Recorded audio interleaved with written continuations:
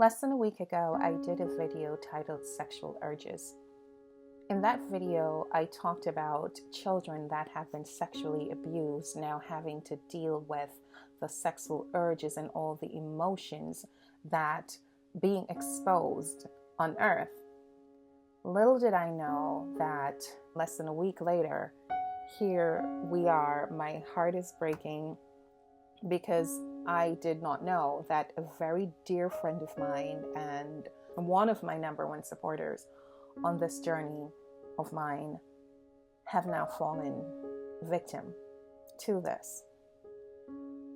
How do you cope with your child being abused by another child? What happened? The child was taken to work by the mother, and while in the workplace, another parent had her child there. And what happened was, while they were out front working, these two children were in the back. The older of the two children, being a 9-year-old, decided to prey on a 4-year-old. And while this is devastating in of itself, I can't begin to fathom as the parents are reaching out to me and asking me, or actually sharing the story with me. And as upsetting as it is, I am doing this video because of the fact that there's a couple things I want to cover. One, what happens in a case like this when a parent walks in and see your child in this particular situation? As in the case of my friends, mommy walked in and saw her child being abused by another child. In a matter of seconds, a reaction, whether it was just sheer fright or whatever it is, a typical mother, a mother's reaction, screaming, shouting at the other child. Here is the issue that can come out of this. Just mommy doing what mummies do in a state of panic based on how that situation was handled. This now 4-year-old could have already been traumatized in the sense that because of the reaction that scared the child, now this child feels as if it's something or thinks as if something should happen later. They won't talk because mommy was upset and mommy was scared and mommy was crying and mommy told daddy and daddy got upset. And in the case of this 9-year-old as well, what are the emotions that is also feeling? These are the issues that I am talking about, why we as a society and as people, we downplay this and act as if this is no big deal. But here we have a 9-year-old child sexually abusing a 4-year-old. How do you come back from that? To my friend, my heart hurts for you. My heart hurts for this baby.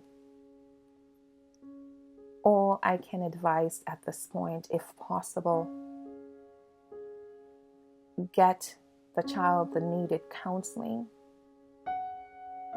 If it hasn't gotten that far, there is a probability, a very high possibility, that we can get past this. But the only way that you're going to get past this is by talking to the child. I know you both are hurting. You're still in shock, possibly not knowing, well, not possibly, because hearing from one parent already not knowing what to do. And to you, mommy, and this is mommy of the 4-year-old, don't blame yourself. Don't beat yourself up. It sucks. It hurts. I know. But hug your child. Just reassure your child just how much you love them. Reassure this child that they did nothing wrong. This 9-year-old is not at fault. Knowing you guys makes it personal for me. I know this 4-year-old. Very loving, vivacious little child so full of life, so full of energy, bright-eyed, bushy-tailed. And now this, to the parent or parents of the 9-year-old child. Get this child the necessary help. The child will need counseling. Talk to someone. Figure out who it was, who it is, or if it's more than one person that has already exposed your child. As long as it's a grown-up, I don't give a rat's ass who the grown-up is. Choose your child.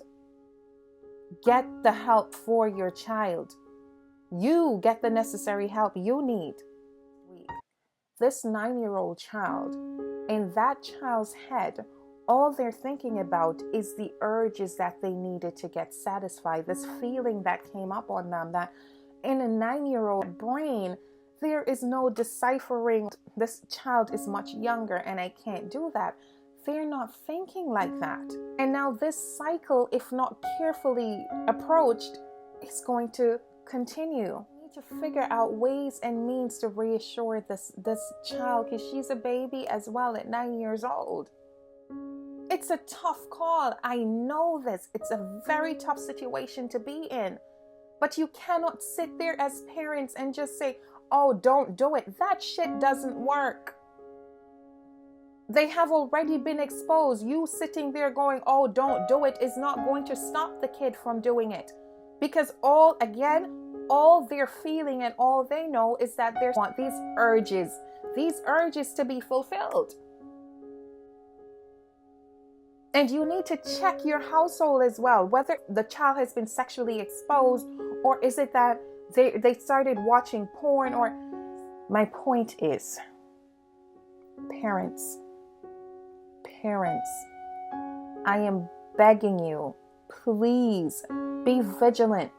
We have too many children that's already out here in society that's harboring hurt and pain and not knowing how to cope with what's happening to them. If you're a parent and you know this, just don't sit there and think it's no big deal.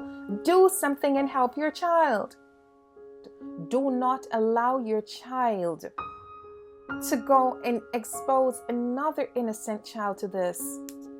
And if you're hurting because your child was exposed and you don't know how to deal with it, seek help. Open your mouth and speak about it. This is not about you anymore. This is about your child. And it's not just that your child is now exposed and is going to be exposing other children. Think about the mental state of your little girl and your little boys. I can't stress this enough. I'm so lost for word at this moment because this is hitting home. I have to be begging, especially the mothers, ask the necessary questions. And when we're talking to our children, don't let it just be about you telling them, oh, don't let anyone touch your pee-pee or your vajayjay, or no one is allowed to touch your private areas. And that includes your penis, your vagina, your mouth. Speak about their mouths. Talk to them about their mouth.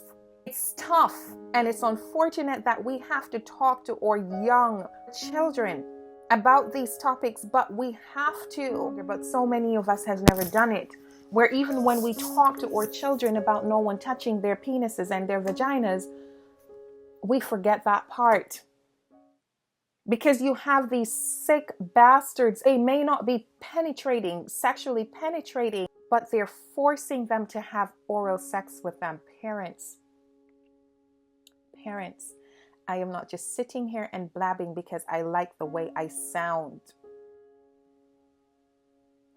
Lives are being altered. Please get out in front of this and do something about it. Let's stop this nonsense and acting as if this is normal, because it's not.